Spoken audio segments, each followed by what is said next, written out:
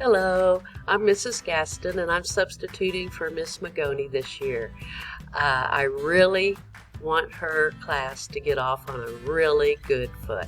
Miss Magoni will be coming back on November 5th. She gets to stay home and enjoy raising her beautiful daughter. And I will be here to help get you guys all started on the right track.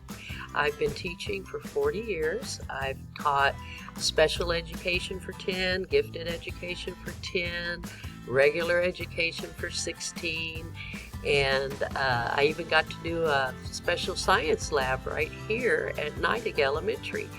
I retired in 2013 and became an outdoor educator at McKinney Ruff's Nature Center, which I love.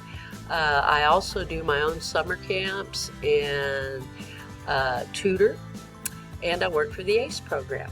So teaching is in my blood, and I am a lifelong learner, and I hope to inspire you guys to be lifelong learners too. If you need me for anything, please let me know. I'm here to make this transition as easy as I possibly can. I'm learning the Google systems just like you are, so please don't hesitate to call. We are going to have a great year and a good time. I hope to see you all soon, and look forward to meet the teacher night when I bring you your school supplies. So see you Thursday. Bye.